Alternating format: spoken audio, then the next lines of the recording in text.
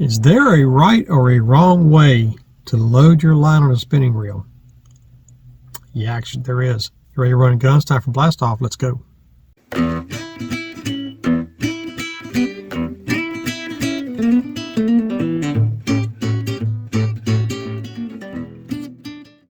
Hey guys, Todd here with you. Welcome back to Bassin 101. Truck talk of the day, loading spinning reels.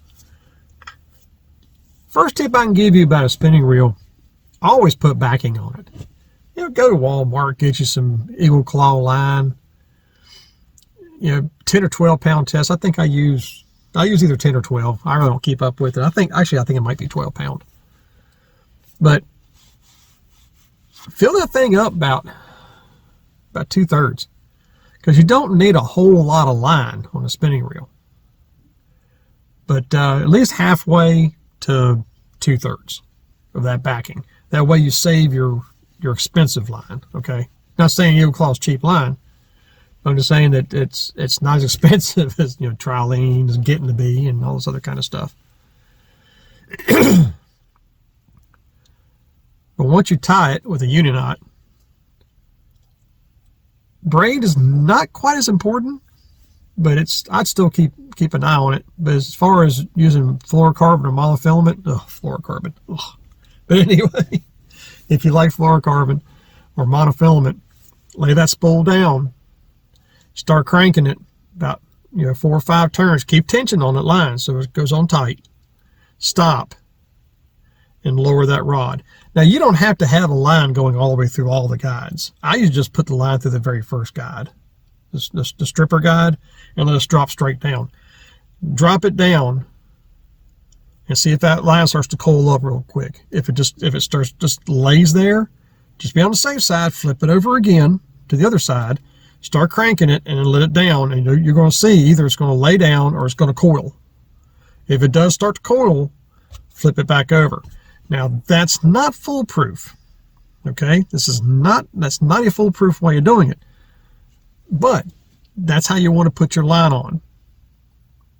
Once you have your line on, you always want to leave about 1/8 of an inch from the edge of that spool. Okay, don't pack it all the way full, because no matter what kind of line you put on there, you open it up and here goes your bird's nest.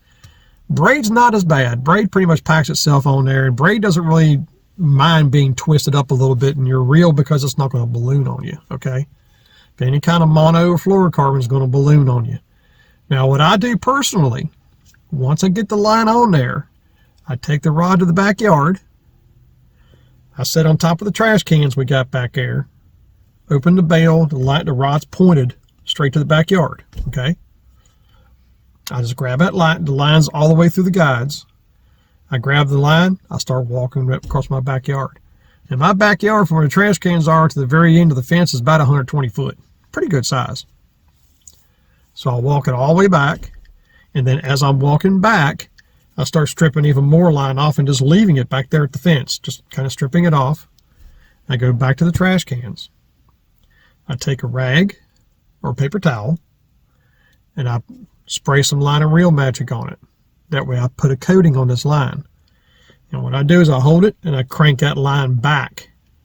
And what it's going to do as you're cranking it back is taking every bit of coil out of that line.